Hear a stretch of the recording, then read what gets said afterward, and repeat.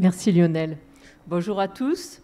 Donc, je suis très heureuse ce matin d'accueillir Julien Licata, qui est directeur marketing et communication, expert en digital. C'est pour ça qu'il nous rejoint aujourd'hui.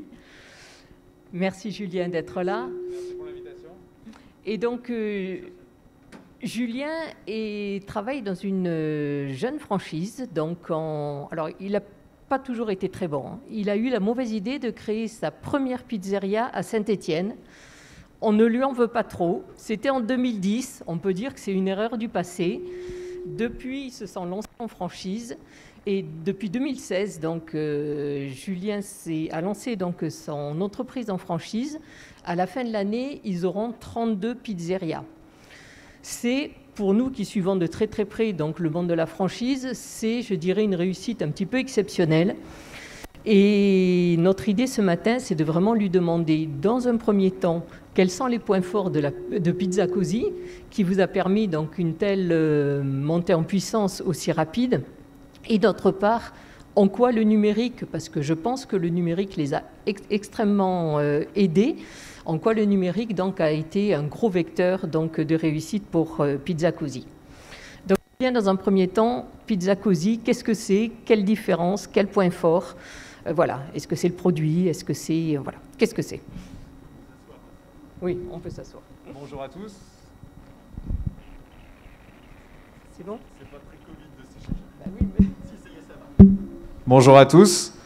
Bienvenue, merci pour le temps que vous allez m'accorder. Donc moi c'est Julien, je suis directeur marketing et communication pour l'enseigne Pizza Così. Donc Sophie a bien présenté Pizza Così, c'est un réseau de pizzerias. Aujourd'hui 30 établissements qui sont en activité. Encore 2 ouvertures fin d'année, dont une très près de chez vous, rue des Marronniers à Lyon, au mois de novembre. Et si tout se passe bien, ça devrait être quasiment 50 points de vente en activité à fin 2021. La marque est stéphanoise, donc je m'excuse tout d'abord pour ça auprès de tout le monde. Mais je vous rassure, on a quelques points de vente à Lyon, donc à Villeurbanne, à Croix-Rousse, pas très loin d'ici, à Oulin, et aussi à Dessines, et dans le 3e, à Sans Souci.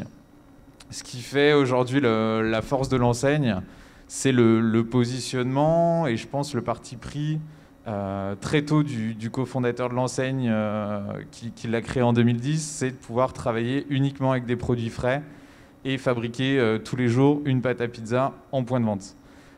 Et ça aujourd'hui, sur le marché de la pizza en France, on est le seul acteur qui peut proposer cette promesse à nos clients. On a aussi la chance de pouvoir former tous nos nouveaux franchisés, tous nos employés avec un champion du monde et un champion d'Europe de pizza qui voilà, transmet son savoir-faire sur le produit.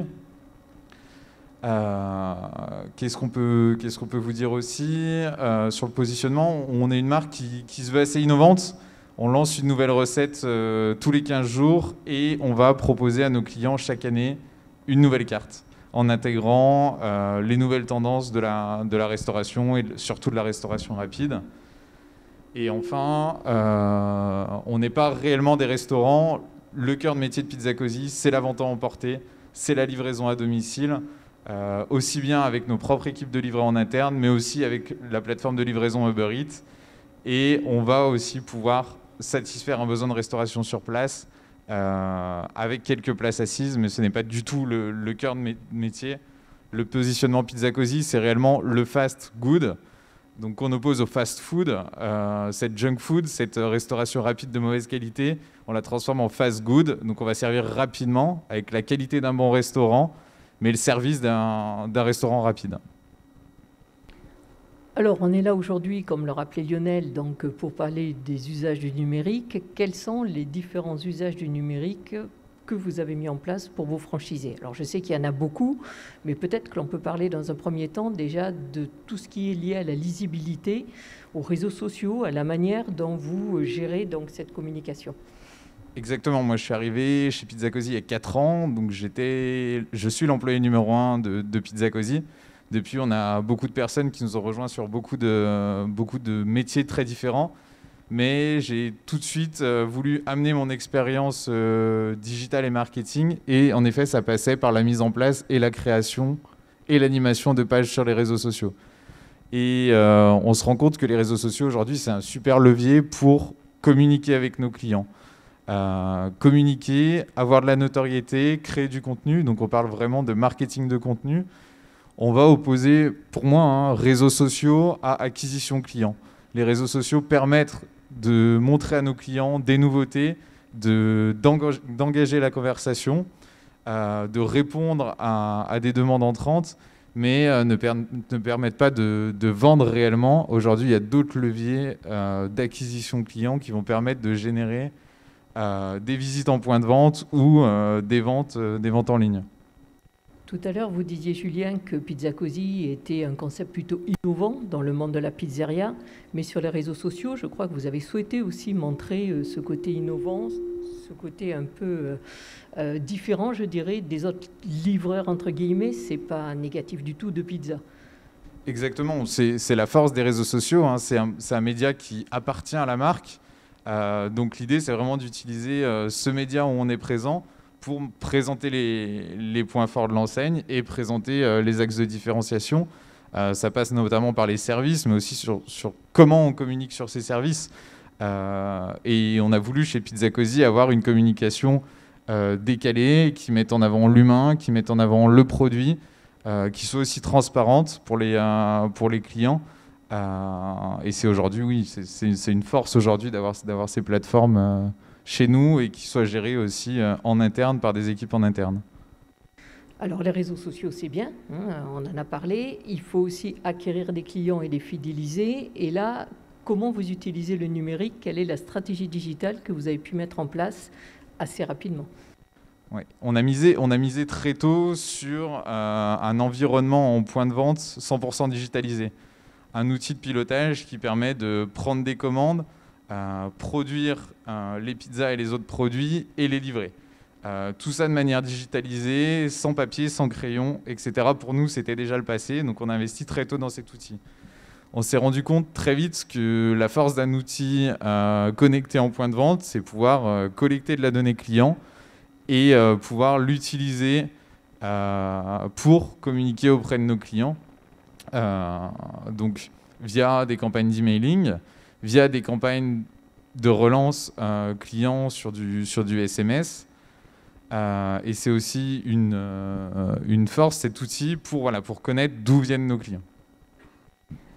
Est-ce qu'à ce niveau-là, dans la salle, il y a des questions? Lionel vous le disait, n'hésitez pas à lever la main, à parler.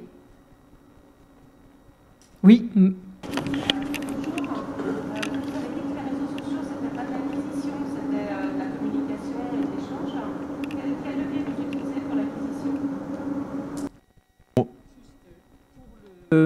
Pour le film, donc je répète, pardon. Donc Madame disait que elle avait bien entendu que les réseaux sociaux, donc c'était plutôt de la notoriété, et elle demandait donc quel levier justement pour l'acquisition client. On utilise essentiellement des leviers digitaux. Donc ça va être des campagnes de publicité sur Google, du référencement aussi naturel pour notre site internet sur Google. On peut utiliser les réseaux sociaux en acquisition, mais plus sur un côté publicité, avec l'idée de mettre en place un suivi de nos campagnes pour savoir si les personnes ont cliqué sur un numéro de téléphone, cliqué sur un site web. Mais nous, on favorisera, par exemple, un outil comme Google pour se dire j'ai un besoin qui est réellement identifié par une personne, type pizzeria La Mulatière, pizzeria Oulin, si on veut parler d'ici. Et il faut afficher à ce client, à ce moment, une campagne de publicité, parce qu'on est réellement dans le besoin client, et on va répondre à son besoin. A contrario, moi, voilà, je pense que, comme j'ai dit tout à l'heure, que les réseaux sociaux sont là pour communiquer, partager des informations. On peut générer un bon taux d'engagement sur les réseaux sociaux. On sera plus dans le bouche à oreille virtuel, mais on sera moins dans l'acquisition client. Bien sûr que ça peut déboucher sur des ventes, mais je pense qu'il y a d'autres leviers comme des campagnes de publicité sur Google qui peuvent générer beaucoup plus d'achats et qui sont beaucoup plus faciles à suivre en termes de conversion client. Oui, monsieur.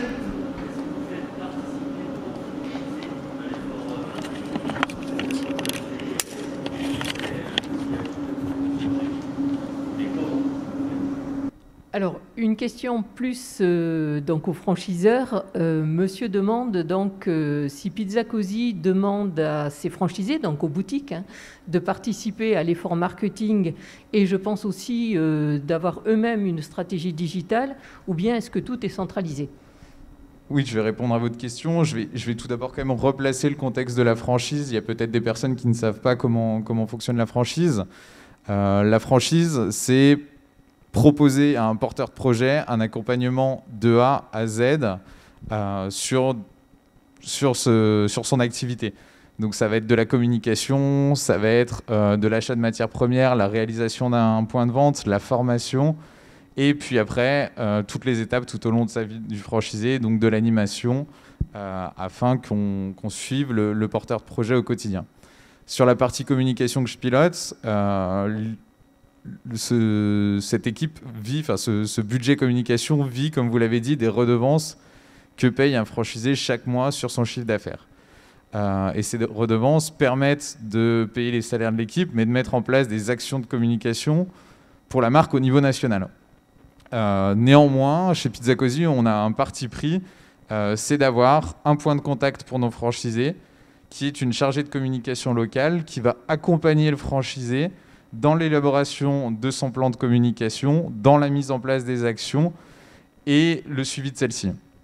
Et aujourd'hui, c'est peut-être aussi l'une des forces de notre réseau, c'est qu'on veut avoir une vision globale du point de vente, donc sur ces actions, sur le suivi, sur l'impact sur le chiffre d'affaires, et pouvoir travailler en synergie et proposer à d'autres franchisés des actions qui ont pu marcher sur un point de vente similaire.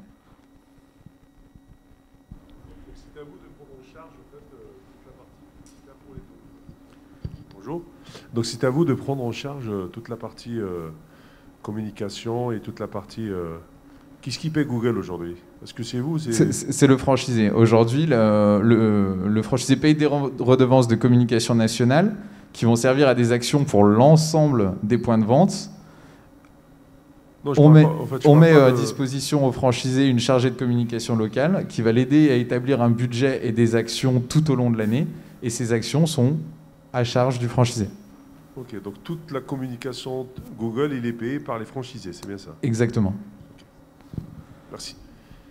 Donc ceci signifie bien que vous pouvez tous le faire, même sans être franchisé. Hein, c'est bien le commerçant qui, chez Pizza Così, voilà, gère sa propre communication et sa présence sur les réseaux sociaux. Exactement, il est accompagné, parce qu'on a fait le choix de l'accompagner dans sa communication. Mais aujourd'hui, un franchisé peut nous proposer des actions qui ne seraient pas forcément dans un plan qu'on a défini avec lui et peut être force de proposition sur de nouvelles actions, bien sûr.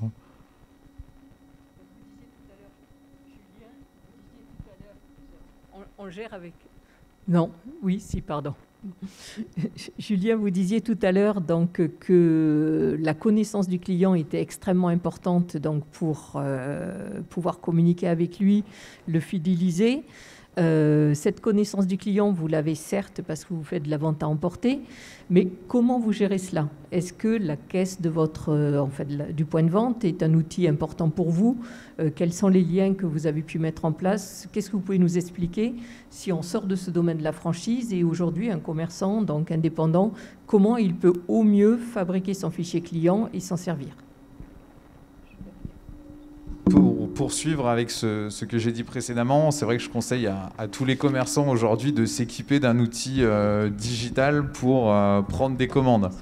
On n'a pas besoin aujourd'hui, je pense, dans un premier temps, de pousser la réflexion à avoir un environnement 100% digitalisé, mais déjà s'assurer qu'on a une caisse en point de vente qui permet de récupérer de l'information sur son client, un numéro de téléphone, un code postal, une adresse mail. Le code postal va être super utile pour savoir où sont nos clients et surtout savoir où ne sont pas nos clients. Donc, pousser des actions de communication sur les zones où il n'y a pas nos clients et avoir de l'information type numéro de téléphone et adresse email pour pouvoir envoyer de l'information sur les nouveautés à ses clients.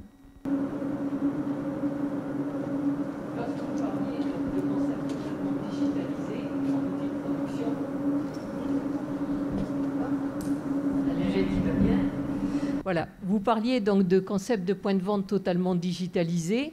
En clair, au-delà de la caisse, à quoi ça correspond? Donc on a parlé d'encaissement, mais on peut aussi parler de parcours client chez Pizza Cosy. Donc c'est-à-dire qu'on a un client qui va arriver chez nous. On sait, quand on regarde nos statistiques sur les différents points de vente, qu'un client va commander en moyenne sous 45 jours. Si le client n'a pas commandé dans ces 45 jours, on va de manière automatisée pousser une relance client. Donc, comme je le disais tout à l'heure, grâce à un numéro de téléphone, on va pouvoir lui envoyer un SMS. Grâce à un email, on va pouvoir l'informer des euros qui sont sur sa cagnotte client si le client est porteur du programme de fidélité. Je tiens à pousser un petit peu ce programme de fidélité. Je pense que c'est aussi un super levier à mettre en place dans vos commerces. Nous, on l'a vu chez Pizza Cosy. Aujourd'hui, un client qui est porteur du programme de fidélité va commander chaque année 2 fois de plus qu'un client lambda.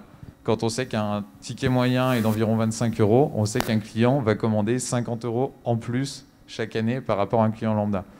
Et ce, parce que grâce à ce programme de fidélité, on arrive à récupérer de l'information client, on arrive à communiquer au client et donc on arrive à améliorer le taux de retour client en point de vente via une commande téléphone ou une commande internet ou une commande sur place directement au comptoir.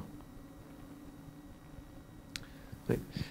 Quel lien vous établissez entre l'expérience client digitale et l'expérience client physique sur le point de vente pour le client? Est-ce que vous pouvez juste répéter la question? Je pense avoir manqué un mot. Quel lien vous bâtissez entre l'expérience client digitale, que vous avez parfaitement bien expliqué, et l'expérience client physique de votre client dans votre restaurant? Je pense qu'il faut réellement pas dissocier le point de vente du digital. Tout d'abord parce qu'aujourd'hui, on a des clients qui vont commander une fois en restauration à table, une fois en emporté, au téléphone, une fois en livraison via la commande en ligne. Donc, tout ça est réellement imbriqué dans un environnement. Tout à l'heure, on a entendu un gros mot, Phygital, mais c'est réellement ça. C'est un environnement cross-canal entre le point de vente et le digital. Donc, l'idée, c'est qu'un client puisse commander en ligne, retirer sa pizzeria en point de vente, commander au téléphone, se faire livrer sa commande, commander au comptoir. Tout ça dans le même univers, dans un univers Pizza Cosy, et bien sûr, sans rupture, il faut que pour le client, sa commande se passe au mieux, que l'information arrive bien au point de vente, et que le client vienne récupérer une pizza chaude en temps et en heure.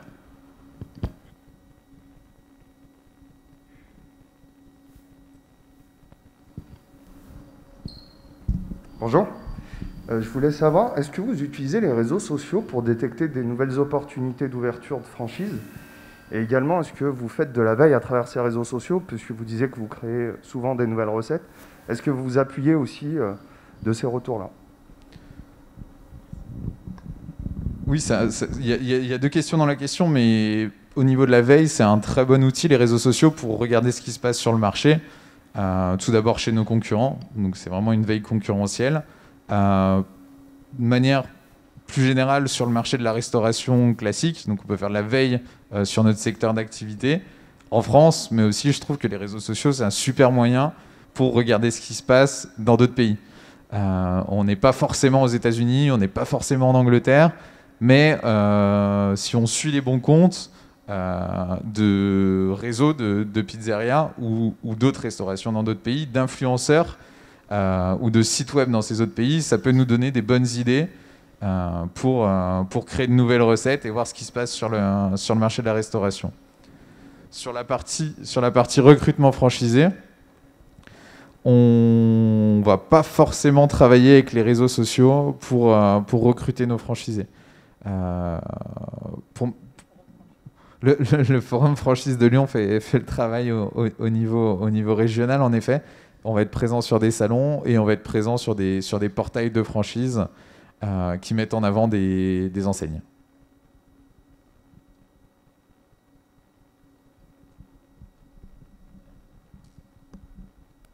Merci Julien. On a beaucoup parlé de la vente à emporter, on a peu parlé du click and collect. Est-ce que c'est quelque chose qui était développé chez Pizza Così en amont du confinement, on va dire, ou est-ce que c'est quelque chose que vous avez mis en place plus tard? Et pour vous, qu'est-ce que ça vous apporte par rapport à la livraison à domicile? Donc le click and collect, la vente à emporter et la livraison à domicile font partie de l'ADN Pizza Così depuis la création en 2010. Mais c'est vrai que la crise sanitaire ont clairement développé les parts de la livraison et de la vente à emporter dans le chiffre d'affaires des pizzerias. Et il y a deux outils qui ont permis de le développer. Et sur un outil qui nous appartient, c'est la commande en ligne. On en parlait tout à l'heure. Mais la commande en ligne aujourd'hui, c'est primordial quand on voit la situation sanitaire pour qu'un client ne se déplace quasiment pas dans un point de vente ou vienne juste retirer sa pizza dans le respect des règles sanitaires. Et la livraison aujourd'hui, c'est un vrai boom aussi. On a eu la chance, contrairement à d'autres enseignes, d'avoir nos équipes de livreurs en interne. Donc on peut vraiment maîtriser encore une fois une expérience client et on peut amener, livrer chez un client une pizza à la façon Pizza Così, donc avec un vrai service client. Mais on se rend aussi compte qu'on reste quand même tributaire d'un acteur comme Uber Eats ou comme Deliveroo, qui aujourd'hui est très très puissant sur le marché de la restauration en France. Et il ne faut pas se priver de travailler avec ces acteurs, de bien négocier ces conditions. Mais aujourd'hui, on se rend compte que ce soit la commande en ligne en vente à emporter chez Pizza Così ou la livraison via Uber Eats, ce sont deux segments qui croient beaucoup plus vite que le chiffre d'affaires classique de l'enseigne. Alors, je ne sais pas si dans la salle, il y a des restaurateurs ou des représentants de la restauration rapide. Non, bon, on ne va pas aller plus loin du coup sur ce domaine-là, mais je trouvais intéressant. On a aujourd'hui très très peu de restaurants qui ont eux-mêmes leur propre service de livraison. Alors je ne sais pas quel en est le coût et si on peut se rapporter à la commission, je dirais que pour un Uber Eats, est-ce que ça reste effectivement plus rentable? Mais voilà, je trouvais intéressant qu'une franchise développe son propre réseau de livreurs. Oui, c'est une force de l'avoir. Hein. C'est sûr qu'il y a des coûts qui sont derrière tout ça. On peut parler de coûts de véhicules, que ce soit l'achat de la location, l'essence, l'assurance, les réparations du véhicule. Mais le plus gros coût derrière tout ça, ça reste le coût humain qui va représenter 3/4 du prix d'une livraison. Après, aujourd'hui, il faut quand même se le dire, hein, ce qui a démocratisé la livraison en France. Bon, la pizza se livrait déjà avant en France, le sushi aussi, mais ce qui a vraiment boosté la livraison, c'est réellement l'arrivée de plateformes tierces comme Uber Eats, comme Deliveroo, qui communiquent de manière hyper agressive et au niveau national sur leur service. Après, l'avantage d'avoir ses propres livreurs, c'est que l'expérience client dont parlait monsieur tout à l'heure est effectivement présente depuis la commande jusqu'à la porte donc, du commerçant. Donc pensez bien que dans tout l'usage de vos outils numériques, c'est vraiment l'expérience client qui est au cœur quand même de la problématique. Alors il nous reste 5 petites minutes, hein, Lionel. Je crois que pour 2021, vous avez plein de projets. Comme il y en a beaucoup, j'en ai retenu 3 qui me semblaient particulièrement intéressants. C'est la création d'un distributeur. Alors, ce sera un distributeur à pizza, mais cette notion de distributeur, c'est quelque chose qui émerge de plus en plus hein, au niveau du commerce. On en a vu récemment dans les fleurs, on en a vu donc, dans l'alimentaire depuis très très longtemps. Mais la pizza, ça doit être chaud. Comment vous faites ? Exactement, la pizza, ça doit être chaud, mais quand on voit les chiffres qui sont annoncés par les vendeurs de distributeurs à pizza, c'est que 50% des clients récupèrent des pizzas froides aux distributeurs. Donc elles ne sont pas forcément vendues chaudes, premièrement. Mais pourquoi travailler sur ce projet de distributeur à pizza? C'est qu'aujourd'hui, une pizzeria, on peut vendre une pizza de 11h à 14h Si on est placé dans un centre-ville ultra piéton, on peut peut-être rester ouvert l'après-midi, mais sinon on a un deuxième service qui commence à 18h et qui va finir à 22h. Néanmoins, on se rend compte que si on restait ouvert jusqu'à minuit, 1h du matin, on aurait quelques commandes qui viendraient tous les quarts d'heure, tous les demi-heures. On le voit encore une fois, hein, aujourd'hui il y a des acteurs sur Uber Eats, sur Deliveroo qui tournent 24/24. Et on s'est dit, pourquoi pas nous ? D'où l'idée de travailler avec un distributeur à pizza et proposer à nos franchisés un nouveau levier de chiffre d'affaires pour développer leur activité.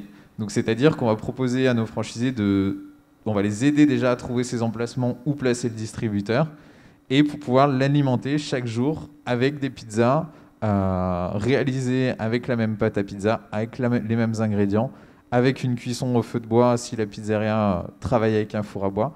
Le franchisé viendra charger son distributeur de pizza et pourra générer de nouvelles ventes, souvent dans des zones qui sont annexes. Typiquement, un franchisé qui est ici à Oulin aura l'opportunité de mettre un distributeur à Saint-Genis-Laval pour aller chercher de nouveaux clients.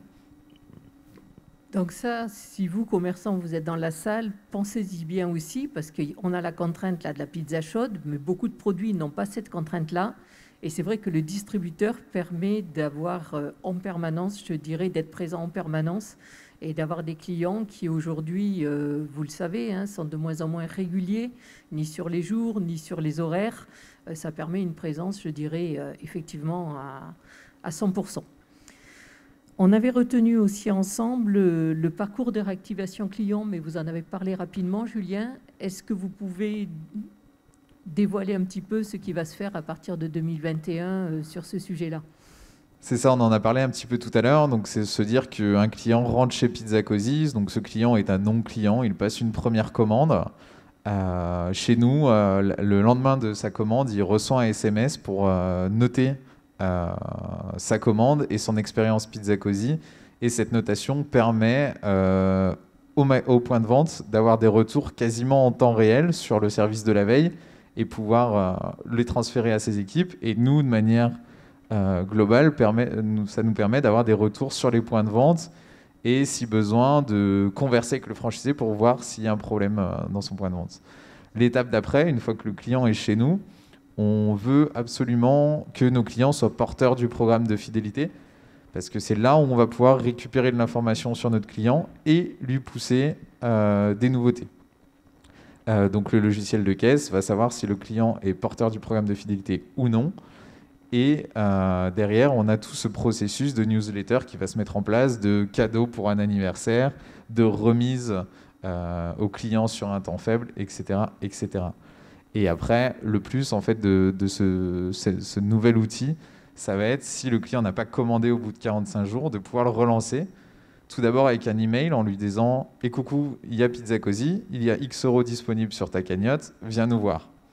Et enfin, si le client n'a pas commandé dans un délai de quelques jours, on va pouvoir in fine lui envoyer un SMS avec une promotion pour le faire revenir chez nous.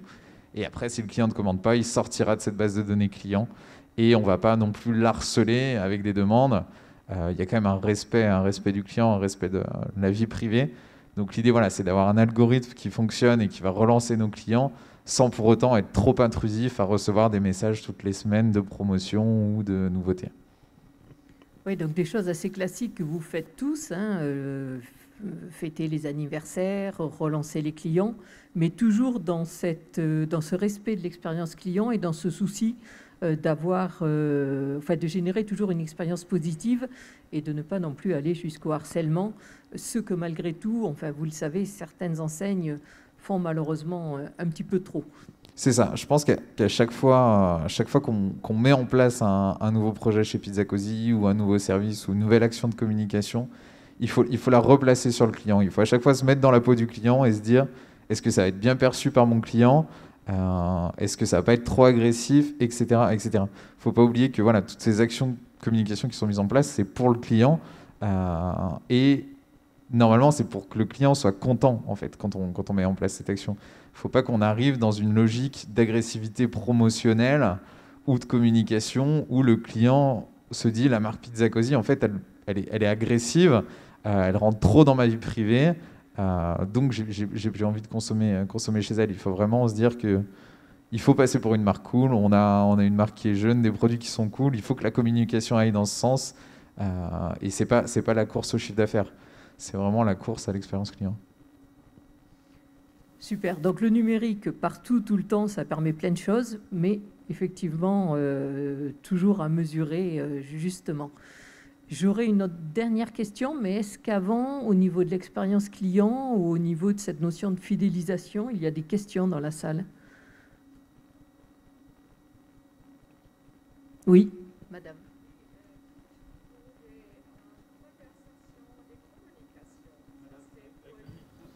Pour une individuelle comme moi, c'est difficile de trouver l'accompagnement tout nouveau des communications, c'est-à-dire que le monsieur dit mettre en place les cartes de fidélité, par exemple, parce qu'une chose, je vends à domicile et maintenant j'ai aussi un site, mais j'ai bien entendu dans les cas de confinement, il y a la communication, c'est un grand pourcentage maintenant.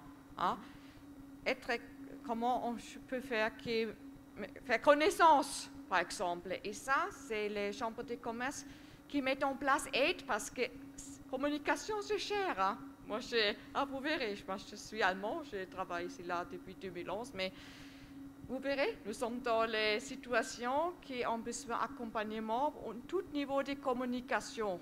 Aussi, dans la situation qui est changée rapidement depuis 6 mois, pour mettre tout de suite en place une aide concrètement pour chaque métier, pour aider nous, je suis auto-entrepreneur par exemple, qui manque l'argent normalement et qui veut transmettre tout de suite vente à domicile pour une plateforme de communication. Et ça, c'est maintenant une question globale, comment aide la chambre de commerce ou les choses comme ça, vous verrez. Parce que moi, je suis obligée d'engager un agent de communication et ça, c'est cher. Vous verrez, nous sommes dans cette... Alors, on a effectivement des réponses. Donc, je ne sais pas si vous dépendez de la chambre de métier ou de la chambre de commerce, mais peu importe. Les 2 chambres consulaires ont effectivement des dispositifs pour vous accompagner dans cette transition numérique et dans les outils de communication. Donc, on parlait tout à l'heure des réseaux sociaux, donc ce sont des choses qui ne sont pas onéreuses, mais par contre, il faut bien les maîtriser, il faut bien les utiliser. Donc, on se verra tout à l'heure, et puis il y a ma collègue de la chambre de métier aussi qui est présente, et on vous donnera les bonnes coordonnées pour contacter les bonnes personnes pour que l'on puisse vous accompagner dans cette démarche-là. Il n'y a pas d'autres questions? Si, monsieur? Je me permets juste de rajouter un petit mot sur la phrase « la communication est chère ». Si vous travaillez avec des agences de communication externes, hein, des personnes qui ne font pas de la communication dans votre entreprise, ou même des indépendants qui le font pour votre entreprise, hein, il y en a des très bons sur la région, challengez bien ces personnes à leur demander à chaque fois que vous mettez en place des actions, donc que vous payez une action à cette agence ou à cet indépendant, des indicateurs de performance. C'est ce qui vous permettra de voir si cette action est rentable ou non. Parce que oui, on peut se dire la communication est chère, je dépense X% de mon chiffre d'affaires en communication. Si derrière je ne sais pas combien ça me rapporte, on a un gros décalage. Donc pensez bien à demander ces informations quand vous mettez en place des actions avec vos partenaires pour suivre au plus près ces performances. Et pas à doigt levé se dire cette action a marché ou non, je ne sais pas. Ça, vous avez raison, Julien. Le numérique permet justement d'avoir un très bon suivi du retour sur investissement. Monsieur? Xavier, donc CCI Nord-Isère. Moi, j'avais une question plus d'ordre de votre structure. Justement, en communication, vous êtes combien de personnes? Et au quotidien ou par semaine, ça nécessite quel investissement en temps et en personnes, justement? Donc aujourd'hui, pour ces 30 pizzerias, il y a une structure de 4 personnes. Donc, moi, je vais piloter toute la partie digital, marketing et innovation. Je vais incuber les nouveaux projets et les partager après auprès de mes équipes. Il y a une personne aujourd'hui avec les 30 pizzerias qui est dédiée à la captation du contenu, la création de vidéos, la prise de photos et l'animation des réseaux sociaux. C'est ce qu'on appelle un community manager. Il y a une personne qui travaille à temps plein, une personne qui est sur un contrat étudiant qui s'attache à répondre aux avis clients. C'est vrai qu'on n'en a pas parlé du tout depuis tout à l'heure, mais ça fonctionne dans toutes les activités, hein, que ce soit de la restauration, du service, du produit. Tout le monde se doit aujourd'hui, je pense, d'avoir une page sur Google, une page sur TripAdvisor, sur Facebook et autres avec des avis clients pour suivre les réputations de son entreprise et pouvoir répondre aux avis aussi bien positifs que négatifs. J'ai ensuite une personne qui travaille avec moi qui est, elle, chargée de communication locale. On en a parlé tout à l'heure. C'est elle qui va accompagner le franchisé dans l'élaboration d'un plan de communication et qui va l'aider à mettre en place des actions. Des actions qu'il va pouvoir mettre en place par lui-même, du type une distribution de flyers étudiants auprès de lycéens ou auprès d'une agence externe. On travaille avec des partenaires à Lyon qui vont mettre en place des actions de street marketing ou des actions qui seront mises aussi en place au siège de Pizza Cosy par la chargée de communication locale, comme des campagnes de publicité sur Google.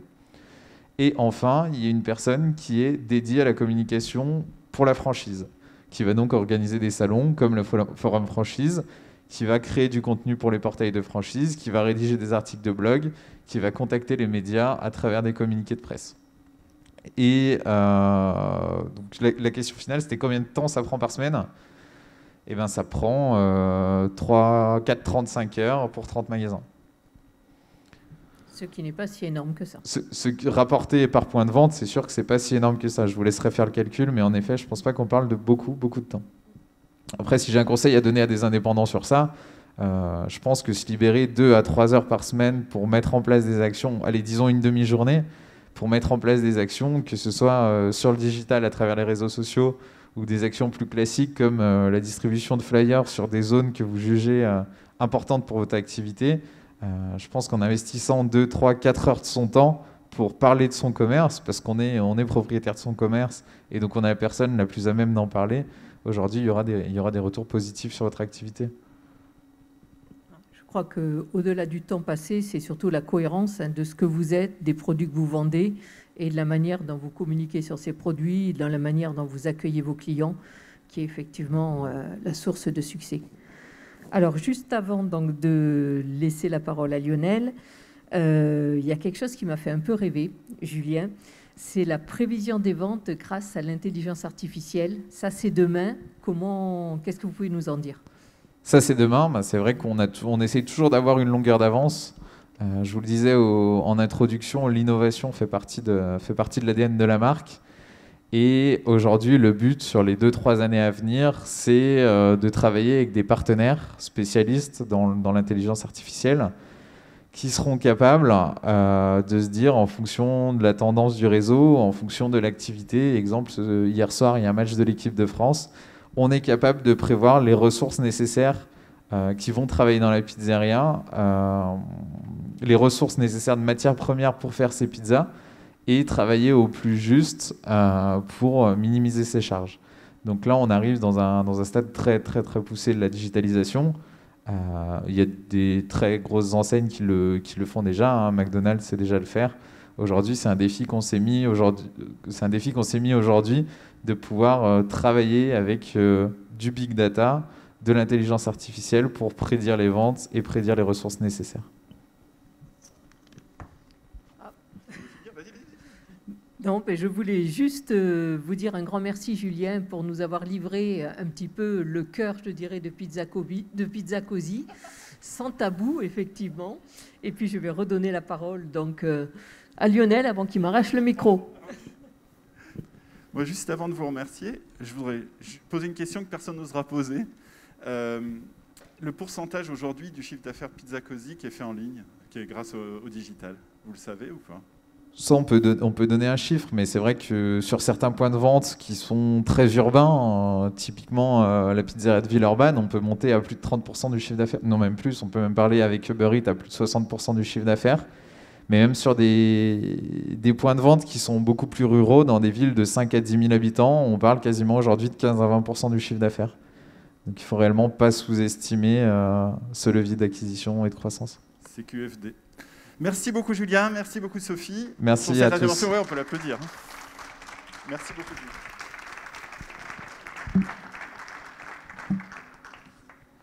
Bon, alors on va continuer notre petite promenade dans les retours d'expérience avec un deuxième témoignage, Monsieur Basile. Je vais appeler Geoffrey Chambos, qui est le manager de centre-ville d'Oulin. Et je vais le laisser présenter son témoin, qui va témoigner avec lui. Et ça vous fera un deuxième retour d'expérience. Pareil, n'hésitez pas à poser des questions. Donc, merci Lionel, merci Sophie, merci Pizza Cosy. Je l'ai perdu de vue parce qu'avec la lumière, on ne voit pas très bien. Si on peut peut-être s'asseoir éventuellement directement. Donc, Joanne, toi, ça fait à peu près un an, presque un an et demi aujourd'hui que tu es créé sous Roulin. Parle-nous peut-être un peu de ton parcours de création, comment tu as un petit peu intégré ce processus de création pour venir sur Oulin. Et pourquoi Oulin, justement? Est-ce que tu peux nous expliquer un petit peu ton processus de création? Alors, bonjour à tous. Donc oui, comme le disait Geoffrey, j'ai créé Monsieur Basile et je me suis installé à Oulin en 2019, en juin 2019. Donc c'est une boutique qui est spécialisée dans les produits fabriqués en France. Donc on touche à tous les domaines, on a du vêtement, de la décoration, des objets cadeaux, des jouets pour enfants également. Et vraiment, voilà, le cœur, c'est que des produits fabriqués en France. On fait très attention aux matériaux utilisés et à la provenance des matières premières quand elles ne peuvent pas être françaises. Donc j'ai créé le magasin après un licenciement puisque j'étais employé dans un grand magasin de décoration et on vendait à prix d'or des produits fabriqués au bout du monde et moi j'en avais marre. Le magasin a fermé et du coup vient le moment où il faut se lancer dans un projet et j'ai eu le déclic et l'envie d'ouvrir mon magasin. Aujourd'hui, pour quelle raison tu as choisi Oulin dans ton implantation? Est-ce que le centre-ville de Lyon, est-ce que la périphérie de Lyon, est-ce que tu avais une envie particulière de venir sur un centre-ville comme Oulin ou quelque chose similaire? Moi, je voulais m'approcher des centres-villes de villes moyennes. Des grandes villes comme Lyon, ça ne m'intéressait pas. En plus de ça, on était dans des grosses périodes de manifestations, de grèves. Les samedis, c'était la galère pour tous les commerçants lyonnais. Et pour le coup, j'ai préféré revenir sur des petites villes et créer ma clientèle locale pour démarrer. Et puis, on verra par la suite si je me déplace, si on ouvre d'autres boutiques, à voir pour le moment. En termes de tes produits Made in France, c'est vraiment pour ce côté responsable. Est-ce que les circuits courts, ça te permet peut-être est-ce que ça a été un aspect financier aussi dans ta réflexion de départ, ou c'est vraiment parce que tu veux te distinguer de tes concurrents aujourd'hui? Le Made in France, je pense que c'est assez porteur là pour la suite. Moi, c'était vraiment pour des valeurs économiques déjà. On travaille avec des entreprises françaises qui paient leurs impôts en France. Tout ce qui va rentrer dans le prix de vente du produit va être redistribué dans l'économie locale. Il y a le côté écologique aussi. On a des produits qui viennent pas plus de 900 km de la boutique. Donc c'est quand même un plus. Ils n'ont pas fait tout le tour du monde pour arriver chez nous.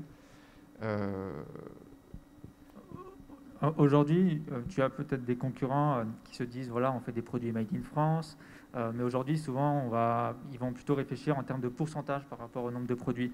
Est-ce qu'aujourd'hui, toi, tes produits, c'est à 100%, ce sont des produits made in France, ou est-ce que tu as un pourcentage qui n'est pas forcément justement créé en France? Alors, 100% des produits sont fabriqués en France. On va dire qu'il y a un petit pourcent, c'est des ceintures, dont la boucle est fabriquée en Italie. Parce qu'on n'a pas de fabrication française pour les ceintures et c'est quand même une grosse demande que j'avais. Donc tout ce qui va être cuir et fabrication de la ceinture est française, mais la boucle, elle, va venir d'Italie. Après, il y a des produits comme les vêtements où le coton ne pousse pas en France, malheureusement. Donc ça, c'est des produits qui sont importés. La filature commence en France, mais la fleur de coton en soi est importée en France. Et là, voilà, par contre, on fait attention à la provenance du coton. Donc, en général, c'est du coton égyptien, du coton des États-Unis ou de Grèce. Voilà. D'accord. Donc, aujourd'hui, toi, tu proposes des produits maison, déco, textile aussi, aussi un peu d'alimentaire de type chocolat, si je ne me trompe pas. Aujourd'hui, tes concurrents, ils se situent plutôt où? Est-ce que ce sont des concurrents plutôt linois ou plutôt sur Lyon, Saint-Genis? Est-ce que tu peux nous parler un petit peu de ton positionnement vis-à-vis de tes concurrents? Sur le physique, alors c'est un peu compliqué comme on a vraiment toutes sortes de produits. Si on prend la décoration et le cadeau, on va avoir une boutique à Oulin qui s'appelle Alex Déco, qui va me faire concurrence sur les périodes de fête. Vous avez aussi une boutique à Sainte-Foy qui va être la maison de Zoé. Là aussi, sur les périodes de fête, les clients vont un peu entre les deux. Et après, voilà, sur tous les différents types de produits, on a un peu de concurrence. Après, sur le côté Internet, là, vous avez tous les grands. Vous avez des magasins, des enseignes comme La Redoute qui se mettent à faire des sélections Made in France. Donc là, forcément, en termes de référencement, ça nous fait redescendre un petit peu. Donc ça, c'est un travail qui passe aussi par les réseaux sociaux, puisqu'on essaie de communiquer au maximum avec nos clients sur les produits qu'on met en ligne et en boutique. Donc ta clientèle aujourd'hui, est-ce que c'est elle est de quelle proportion elle est oulinoise, de quelle proportion elle est au-delà, et d'où vient un peu ta clientèle extérieure? Aujourd'hui, en magasin, on a 69% des clients qui sont oulinois, donc ça reste quand même très local. On a 11% qui vient de Saint-Genis-Laval, et puis le reste après est réparti entre la Mulatière, Pierre-Bénite, un petit peu Lyon, mais c'est difficile encore de faire venir les Lyonnais sur Oulin. Voilà. Bientôt une deuxième station. Oui, on verra avec la station de métro si les Lyonnais franchissent le pas ou pas. Donc aujourd'hui, tu as intégré, peut-être si vous voulez, sur les questions, on va dire physiques, du point de vente physique, est-ce que vous en auriez éventuellement, avant de passer sur son projet plutôt numérique? Pas de questions? Eh ben on enchaîne. Alors, on continue. Donc aujourd'hui, oui, quels sont les outils un petit peu que tu as mis en place sur ton magasin en termes de numérique? Donc, là actuellement pour le magasin, donc on est présent sur les réseaux sociaux, Instagram, Facebook, LinkedIn, Twitter aussi. On a un site marchand, donc la partie vente en ligne a ouvert en février, donc c'est encore assez récent. Et à côté de ça, on essaie de se faire référencer aussi sur des plateformes comme The Good Goods par exemple, qui va référencer tous les points de vente avec des produits éthiques, des fabrications engagées. Je suis aussi cofondateur du collectif des boutiques du Made in France, qui regroupe à ce jour 25 boutiques qui, comme moi, vendent que des produits Made in France. Et avec ce collectif, ça nous permet de mettre nos moyens en commun pour communiquer auprès de la presse, auprès des clients. On fait une carte de référencement aussi de toutes les boutiques pour que tout le monde puisse être redirigé vers la boutique la plus proche de chez soi. Et puis, voilà, différents collectifs, la Fédération du Made in France aussi, voilà, essayer de se faire référencer sur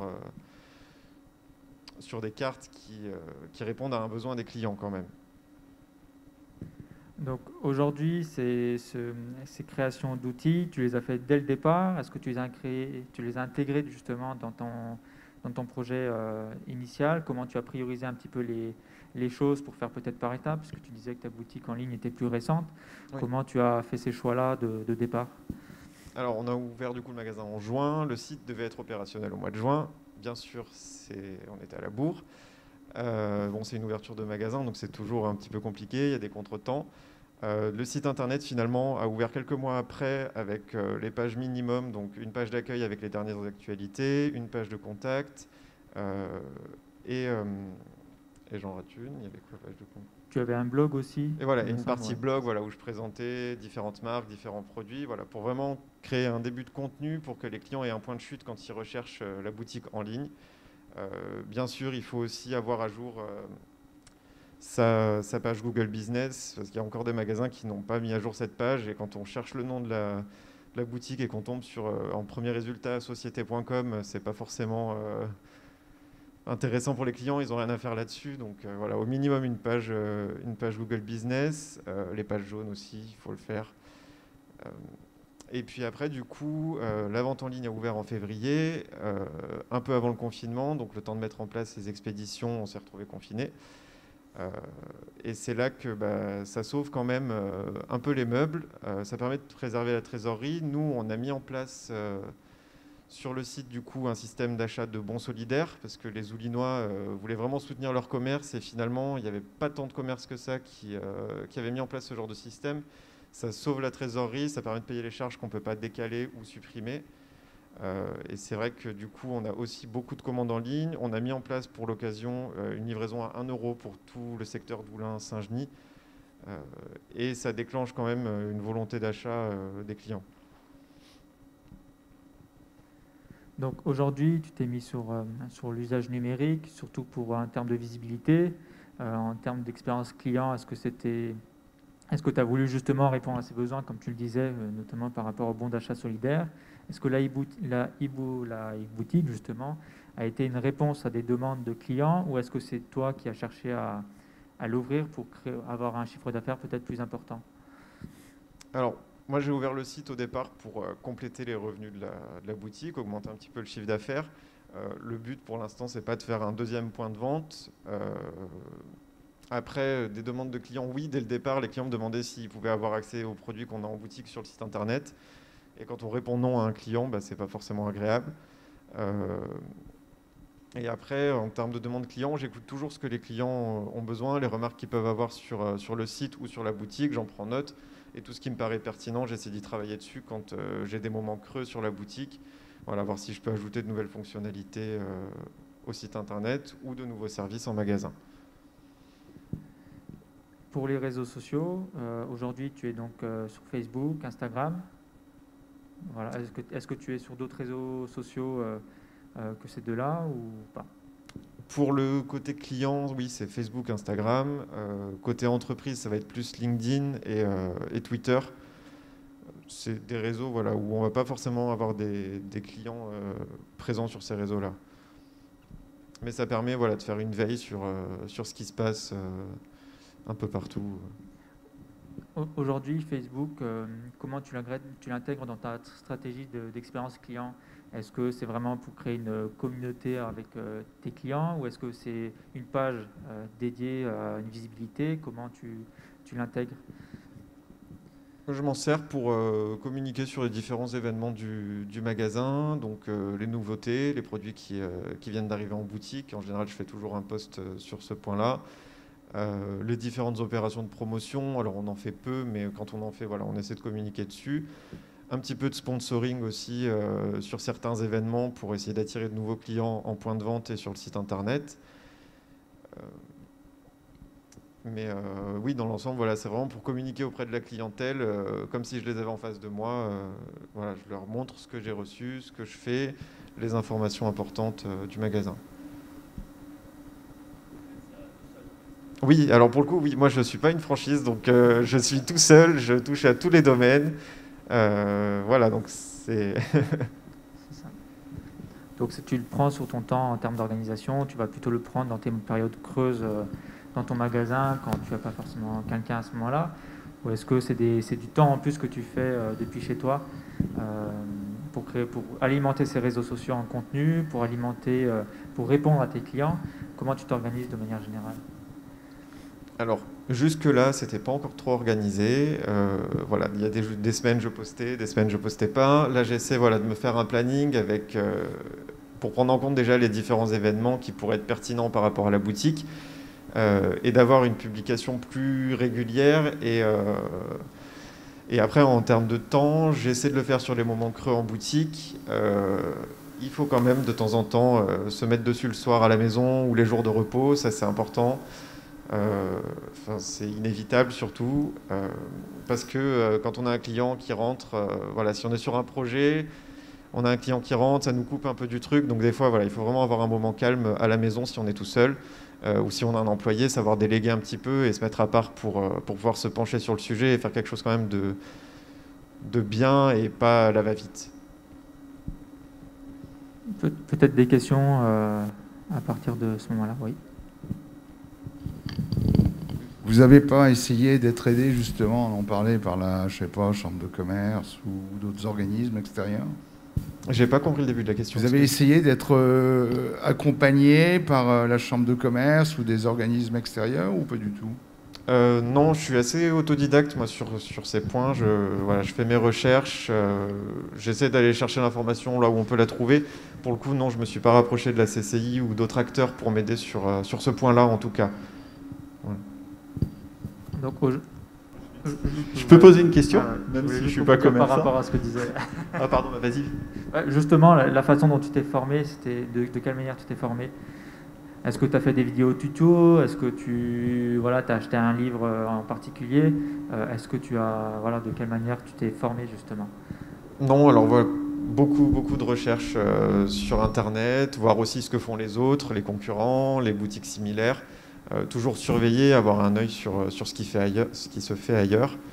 Et sinon, oui, beaucoup de tutos sur YouTube, de forums, de blogs. Quand on a des questions, on se rapproche de personnes aussi sur différents groupes Facebook en fonction de ce qu'on fait. Et voilà. Souvent, on entend...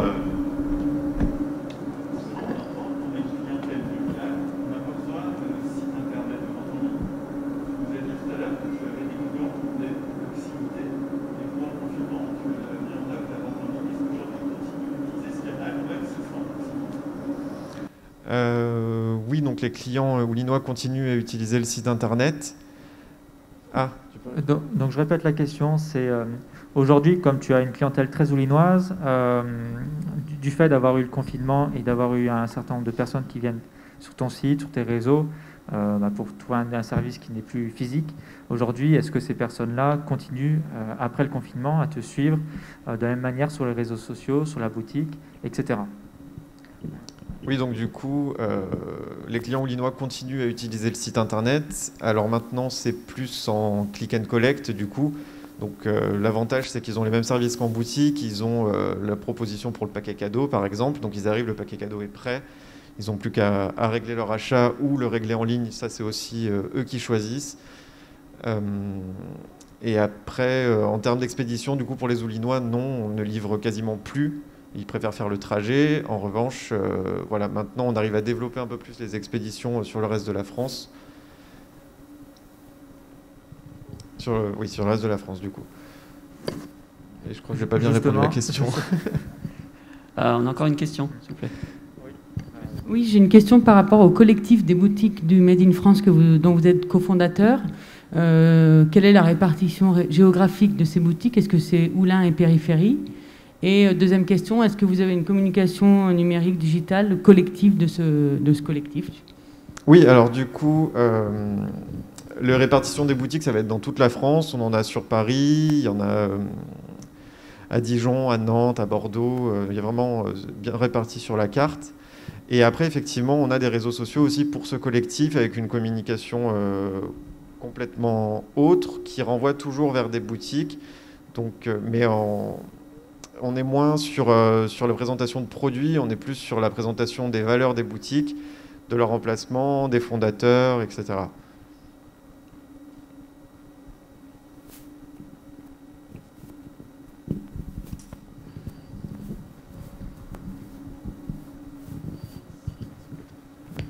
Rebonjour, voilà. Je me demande aujourd'hui, parce que l'objectif qu'on est là, tout le monde, les commerçants, pour trouver des solutions en fait, pour chercher des solutions, pour voir si le digital il peut pousser ces commerçants, ces artisans à pousser leurs produits. Donc nous on a connu une crise quand même qui a été ravageuse par rapport à tout ça. Maintenant l'idée c'est quoi? C'est bien d'exposer votre expérience, elle est magnifique, elle est géniale, mais je vois que vous alternez entre un travail de pousser les produits et un travail du digital, c'est-à-dire que vous alternez en deux choses en fait. Donc vous, au lieu de s'occuper réellement de pousser les produits, vous cherchez des outils sur le digital, sur le numérique. Comment vous devez pousser vos produits? Moi, je me demande éventuellement, par le concours de la CCI, j'ai toujours rêver d'avoir des kits Connect. C'est quoi les kits Connect? C'est un accompagnement, par exemple, des gens qui ne connaissent pas le digital, des kits Connect, hein, des solutions plug and play pour ces gens-là, pour ces artisans, pour qu'ils puissent pousser leurs services et produits. Moi, je me demande aujourd'hui pourquoi on ne peut pas lancer, on est dans un écosystème, on va connecter les fournisseurs, les gens qui connaissent le digital, tout ce qui est avec les demandeurs, et comme ça, on essaie un petit peu de lisser ce système et fluidifier la chose. Parce que si vraiment on va demander aux commerçants d'aller sur Google et chercher les tutoriaux, c'est un peu compliqué. C'est vraiment super compliqué. Aujourd'hui, il n'y a personne qui... Si on part sur Google acheter de la publicité, on peut se retrouver sur des taux de clics à 50 € et on risque de se ruiner. Moi, je me demande aujourd'hui, le CCI, c'est bien de gérer tout le commerce, etc., etc. Éventuellement, pourquoi ne pas profiter de cette chose, hein, et créer un accompagnement très très spécifique par rapport à tout ça. Voilà, tout simplement. Alors, je vais t'aider. Je vais répondre un peu à la question en partie. Aujourd'hui, on a bien conscience de ce phénomène-là, c'est qu'il y a un fort besoin et vous n'avez pas forcément les compétences en interne. Toi, ce n'est pas ton cas puisque tu t'es fait toi-même et tu as pris toi-même, mais dans la majeure partie des cas, depuis des années, on travaille comme ça et il y a une vague qui arrive qui est différente. Donc pour ce faire, il faut se faire accompagner. Se faire accompagner par des sociétés du digital, se faire accompagner par des prestataires, mais ça coûte très très cher. Et en plus, quand il va vous accompagner, il va vous dire, comme par hasard, que ce dont vous avez besoin, c'est la solution qui vend. Donc il faut avoir cette assurance externe de façon neutre et désintéressée. Qu'est-ce qui serait intéressant pour vous pour mettre en œuvre cette démarche et comment le faire? Et là, pour répondre à cette problématique, il y a des programmes qui ont été créés, qui sont financés par des fonds publics, qui viennent de la métropole de Lyon, de la région ou de l'Europe. Là, par exemple, vous voyez, il y en a un, il s'appelle Atout Numérique.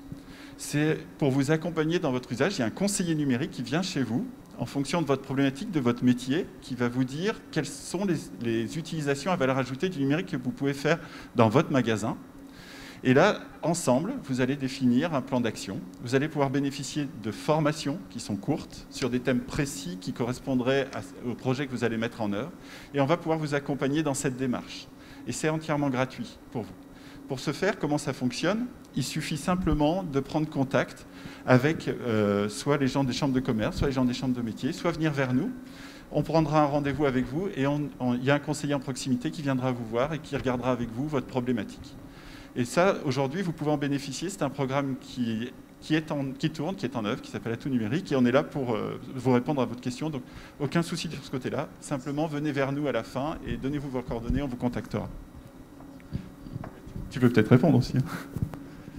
Non, après, ça me paraît clair. Après, si on a quand même quelques bases sur Internet, les ordinateurs, il y a des plateformes aussi qui existent beaucoup plus simplifiées comme Shopify ou Wix. Ça permet de démarrer quand même tout doucement son e-commerce, même mettre une sélection de produits, voilà, sans avoir besoin de toucher à plein de réglages différents. Il y a des plateformes qui existent pour que ce soit le plus simple possible. Il faut quand même rechercher effectivement un petit peu. Mais il y a des solutions aussi qui peuvent être faciles à mettre en place pour les sites internet en tout cas. Parce que vous pouvez aussi avoir ces kits-là en main aujourd'hui, mais il faut pouvoir les mettre en place. Et aujourd'hui, les mettre en place, ça demande souvent un accompagnement. Sauf quand vous êtes forcément dans le cadre de Joanne, où vous vous formez vous-même et puis vous appréhendez les outils pour pouvoir les mettre en place. Mais aujourd'hui, pour mettre un kit dans votre boutique et l'utiliser, il faut savoir le faire. Aujourd'hui, il y a des personnes que je peux accompagner au niveau d'Oulin qui ont justement des difficultés à mettre en œuvre l'outil. Et il leur faut du temps, c'est normal parce que le numérique c'est assez étranger à leur concept aujourd'hui de commerce physique. Donc c'est vrai qu'il faut un accompagnement qui peut être parfois lourd mais qui est nécessaire et le kit ne suffit pas en lui-même. Voilà. Il facilite mais n'est pas le seul élément à prendre en compte. Ouais.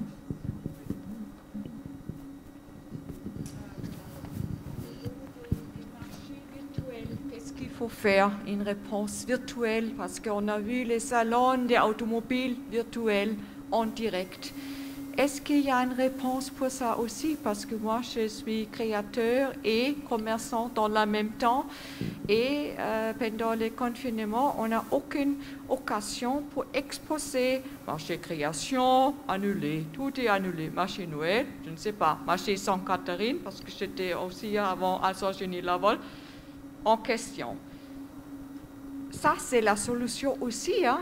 L'automobile fait ça aussi en direct, un marché commercial en direct. Peut-être il faudrait trouver seulement aussi une plateforme pour laisse-nous exposer. Hein? Pourquoi il fait les grèves maintenant, le camion? Parce que comment il peut survivre?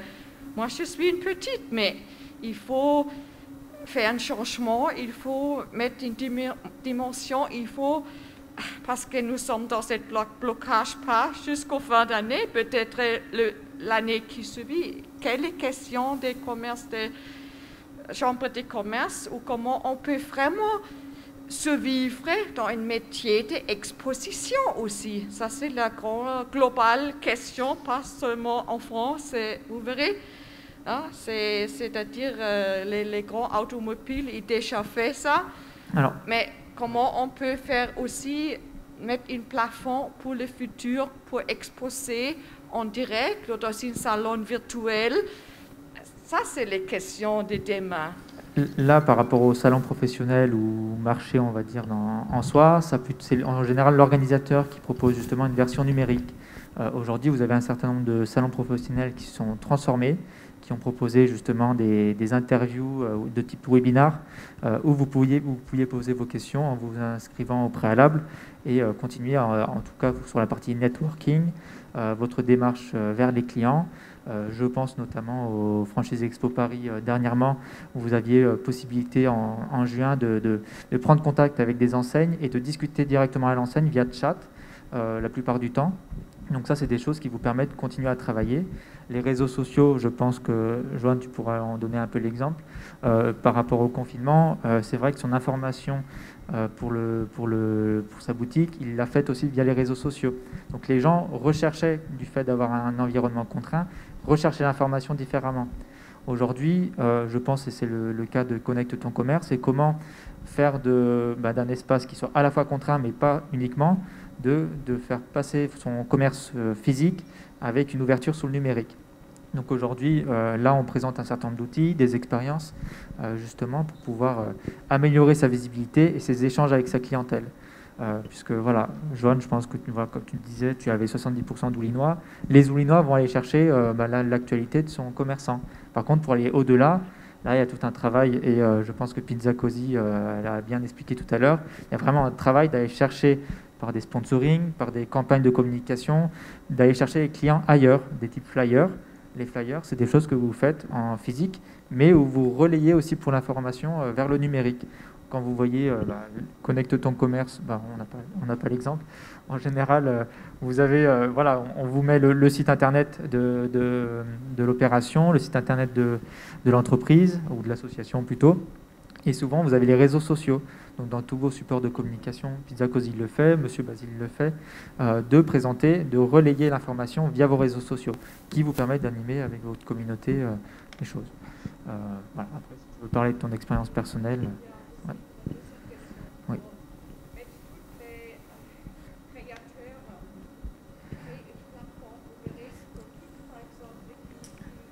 Alors, une marketplace, vous voulez dire un petit peu ?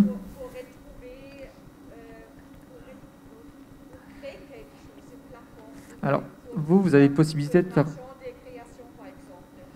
un marché de créateurs. Donc, vous avez. Alors, si je peux me permettre, sur ce.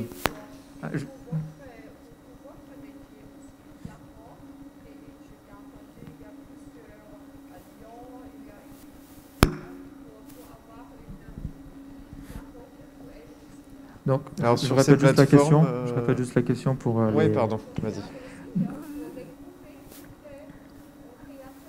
Donc, l'idée, c'est d'avoir une plateforme numérique pour les créateurs.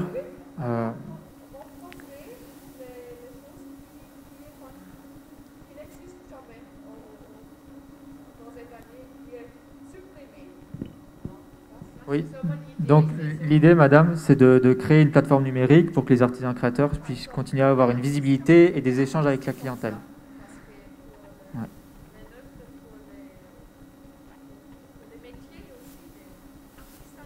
Ok, très bien. Joanne, je te laisse du coup répondre un peu à la... Oui, alors sur ce point-là, sur les créateurs qui ont besoin d'une plateforme pour avoir une visibilité auprès des boutiques, les choses comme ça, vous avez 3 plateformes qui existent en France. Vous avez Encore Store, vous avez Spotted et vous avez Marquerie.co, qui sont des plateformes dans lesquelles vous présentez vos produits aux différentes boutiques qui seraient susceptibles de les acheter. Les encaissements passent par cette plateforme. Il doit y avoir un petit pourcentage quand même d'encaissement, ça c'est normal. Et après, toutes les boutiques peuvent commander, mutualiser les francos de port entre elles, et ça vous permet quand même d'avoir une bonne visibilité. Voilà, quand on est créateur, ça peut être une bonne base de lancement, si on n'a pas forcément de site internet, au moins être sur ces plateformes-là.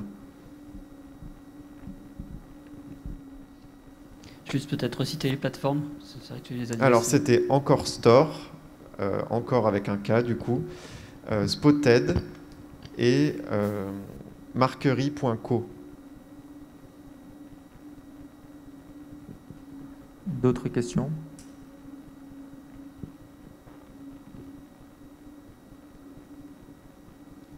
Merci, bonjour.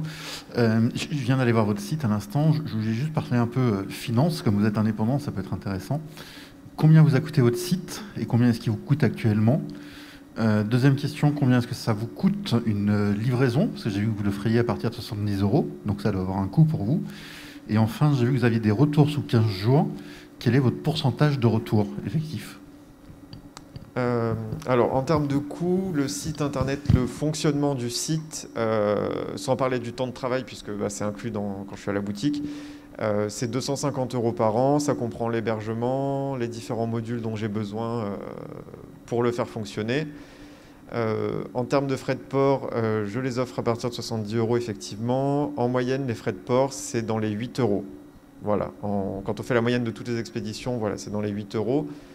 Et la troisième question, c'était... Le taux de retour. Le taux de retour. Alors pour l'instant, j'en ai pas encore eu. Alors bon, c'est que tout va bien, mais voilà. À préciser aussi que tout le back-office de ton site internet, aujourd'hui, c'est toi qui le fais, puisque tu t'es formé à côté pour cet outil-là. Donc en général, ce n'est pas forcément à la portée de tout le monde de pouvoir gérer son site, de créer son site et de mettre en place cette boutique e-commerce. Donc c'est vraiment parce que tu as voulu faire ça par étapes et vraiment de façon individuelle. Oui, voilà, je paye pas quelqu'un pour faire mes mises à jour, quelqu'un pour rentrer mes produits, faire mes descriptions produits. Voilà, je me débrouille tout seul. J'espère pouvoir payer quelqu'un un jour pour faire ça, ça m'arrangerait. Mais voilà, pour l'instant, on en est au début, donc je fais tout seul et je m'en sors comme ça. D'autres questions pour le moment? Plus commerçant quand même. Pour moi, le site internet, il faut qu'il soit là, mais il reste quand même secondaire par rapport à mon activité physique. Quand on est commerçant, on a quand même besoin du contact avec les clients, même si les clients nous parlent via les réseaux sociaux, via le site internet, puisqu'on a aussi un chat pour que les clients, quand ils ont une question, puissent nous poser la question immédiatement. On la reçoit sur notre téléphone. Mais voilà, le contact physique, je pense que c'est encore important pour le commerçant en soi, et puis les clients aussi aiment bien venir voir les produits, même s'ils l'ont repéré avant sur le site. Donc aujourd'hui, le e-commerce, c'est plutôt... Est-ce que c'est des nouveaux clients? Est-ce que tu sais si c'est des nouveaux clients ou des clients qui sont déjà venus en boutique et qui préfèrent avoir un processus d'achat en ligne plutôt que physique, par timidité ou par d'autres processus, on va dire, psychologiques? Alors pour les commandes avec expédition, principalement, c'est des nouveaux clients. Les commandes en click and collect, c'est généralement des clients qui sont déjà venus en magasin ou qui ont repéré la boutique et qui font leurs commandes sur Internet par simplicité. Mais après, des nouveaux clients qui feraient du click and collect, j'en ai vraiment très peu. Aujourd'hui, comment tu fais pour... quels sont les moyens que tu veux mettre en place pour essayer de développer ta boutique e-commerce? Est-ce que c'est une volonté de développer la boutique e-commerce ou vraiment d'avoir un complément? Comment tu l'inscris dans ta stratégie numérique? Alors là, oui, le site, effectivement, j'aimerais qu'il rayonne un peu plus loin que la région Rhône-Alpes.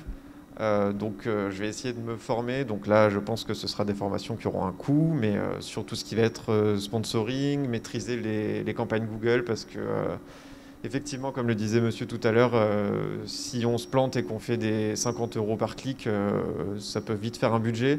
Donc non, sur ça, par contre, voilà, je vais essayer de me former auprès de professionnels pour pas faire n'importe quoi et rater ma campagne publicitaire. Mais ça, ce sera du coup, là on arrive sur une grosse période de fête de fin d'année, donc ce sera pour 2021.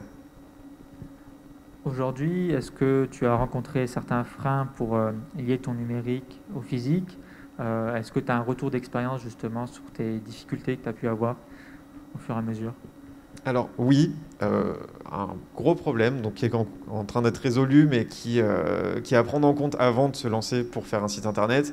Vérifier la compatibilité de votre système caisse avec la plateforme de e-commerce que vous allez choisir. Si vous pouvez faire en sorte qu'elle soit déjà compatible dès le départ, c'est plus simple que d'avoir à payer un développeur pour que tout soit connecté ensuite. Parce que là, actuellement, je mets à jour mes stocks sur le site internet une fois tous les 2 jours, voire une fois tous les jours quand l'affluence en magasin est vraiment importante. Donc c'est long, c'est embêtant parce qu'on fait ça le soir en rentrant à la maison et on préférerait faire autre chose. Donc voilà, essayez soit, alors il y a des fournisseurs de logiciels caisse qui proposent directement des systèmes de site internet, donc ça peut être encore mieux, parce que vous rentrez le produit une fois et il va se mettre automatiquement sur le site.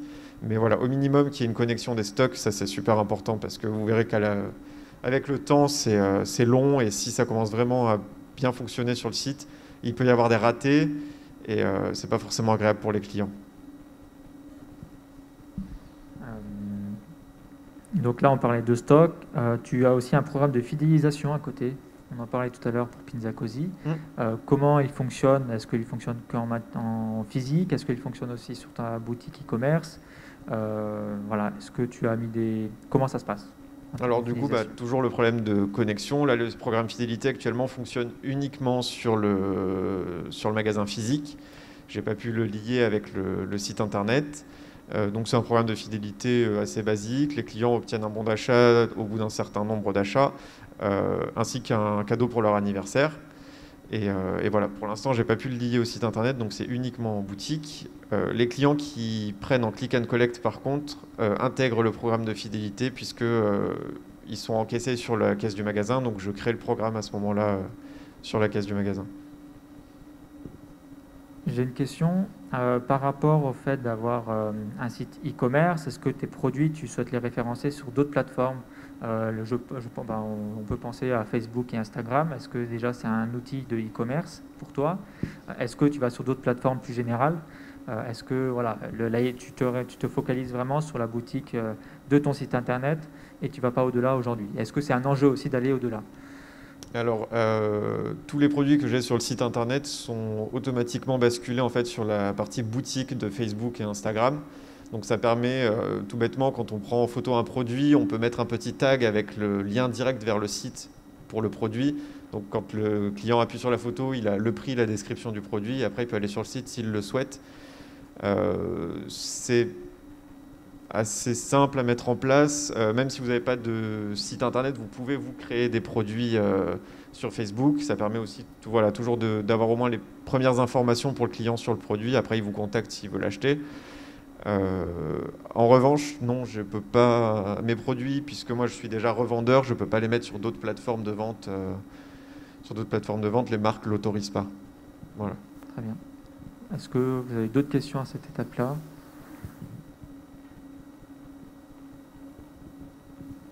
Bon, pas de questions. Est-ce que vous avez évalué jusque-là un petit peu les retours sur investissement, sur le temps que vous avez consacré justement à la création de tous ces outils, de ces services aussi? Est-ce que vous avez un retour du nombre de clients qui sont venus, le chiffre d'affaires qui est venu? On parlait de taux de retour tout à l'heure, mais est-ce que ça vous a vraiment... Vous avez eu un apport conséquent? Est-ce que chiffré, vous auriez des choses à nous donner un petit peu? Alors, j'ai pas de données chiffrées sur ce point-là, je suis désolé. Je n'ai pas fait mes statistiques. Donc, non, sur ça, j'ai pas d'informations. J'ai un ressenti, mais bon, le ressenti et la réalité, c'est des fois un peu différent. Mais globalement, j'ai quand même une bonne partie de mes clients qui maintenant ont apprivoisé le site internet et en général ont repéré les produits à l'avance. Voilà, pour un petit cadeau, pour des choses comme ça. Ils savent ce qu'ils veulent et ils viennent plus maintenant rechercher le produit qu'ils ont vu sur le site. Pour la majorité des clients, voilà, c'est comme ça maintenant. Donc là, ton objectif aujourd'hui, c'est de pérenniser un peu tous tes outils. Est-ce que tu vois des choses, des développements que tu vas avoir prochainement? Quelle est ta vision des choses vis-à-vis du numérique pour les mois et peut-être années à venir? Là, en termes de projet numérique, j'ai pas de prochaine étape. Voilà, maintenant, c'est vraiment effectivement de pérenniser le tout, que tout fonctionne ensemble, que l'expérience client soit vraiment identique entre le magasin et le site internet. Là, il y a encore, par exemple, la carte cadeau n'est pas encore connectée. Donc, le client qui achète une carte cadeau en magasin ne peut pas forcément l'utiliser sur le site internet. Ça, pour moi, ça me paraît important. Donc, ça va être mis en place aussi assez rapidement. Voilà, maintenant, ça va être vraiment travailler les différentes fonctionnalités du site pour que tout corresponde au magasin et qu'il n'y ait pas de différence entre les deux. Pour moi, c'est le plus important. Et puis après, on verra pour des projets plus ambitieux plus tard. Donc, peut-être pour conclure notre échange, est-ce que tu aurais des conseils à donner à ceux qui voudraient un petit peu suivre ton exemple, peut-être en formation individuelle ou accompagnée? Est-ce que tu as ou sur tes difficultés, comme tu disais, tu parlais de la partie comptable, la partie fidélisation, est-ce que tu as des conseils supplémentaires à donner aux gens qui sont présents aujourd'hui?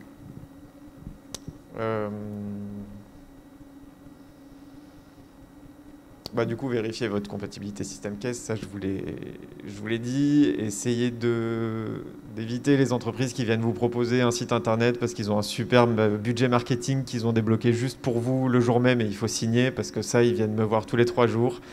Et en fait, votre site, il est en location, il ne vous appartient pas et vous ne pouvez pas faire ce que vous voulez.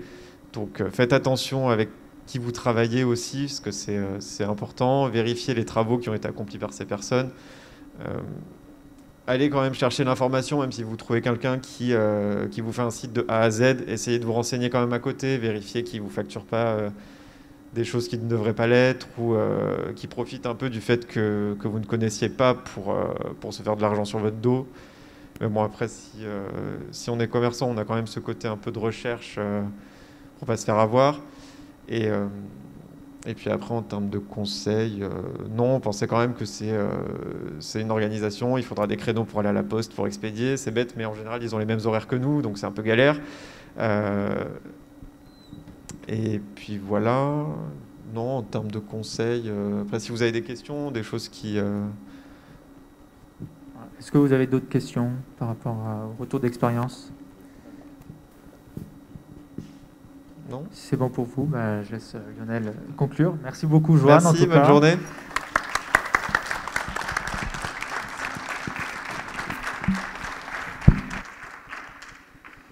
Merci beaucoup, Joanne. Alors, juste pour terminer en synthèse, vous avez vu que vous soyez un réseau de franchisés, que vous soyez un indépendant avec une clientèle locale. Eux, le numérique, ils y sont allés sans hésiter. Et je pense que ça leur a plutôt bien réussi, parce qu'on ne va pas parler mais visiblement le magasin part bien. Là, il est tout neuf, tout récent, mais ça ne fonctionne pas trop mal, malgré les étapes qu'on a traversées de confinement et tout team. Donc aujourd'hui, il faut même plus se poser la question, c'est même pas est-ce que c'est le confinement, c'est même pas est-ce qu'il ne faut pas se chercher d'excuses, c'est qu'aujourd'hui, ça doit être intégré dans votre activité, quoi. Et alors après, par quel bout commencer? Je reviens à la question de tout à l'heure, les doubles questions de tout à l'heure. N'hésitez pas à vous faire accompagner. Parce qu'effectivement, il y a beaucoup de solutions miracles. On en parlait tout à l'heure dans les conseils que donnait M. Basile.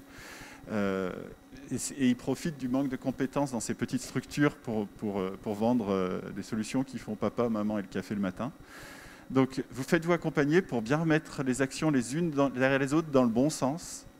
Donc, n'hésitez pas en sortant de venir vers des conseillers pour laisser votre carte de visite. On vous rappellera, on ira vous voir. C'est des dispositifs qui sont financés par des fonds publics, donc profitez-en, qui sont faits pour vous. C'est gratuit. Et ça vous évitera de vous faire peut-être piéger par des solutions qui ne sont peut-être pas forcément adaptées à vous. Juste une petite info avant de partir. Pour ceux qui sont intéressés, vous avez la possibilité de faire un tour dans l'aquarium. Si les gens ne sont pas venus, vous avez la possibilité de faire le tour. Hein. Il n'y a aucun souci en sortant, vous avez cette possibilité-là. Et merci à vous d'avoir bravé ce matin les vents contraires, hein, des protocoles sanitaires, des bouchons des forains. Et en tout cas, merci et n'hésitez pas à continuer. Et vous avez déjà fait la démarche de venir ce matin et cette fois-ci, passez à l'acte, faites-le. C'est tout ce que je peux vous dire.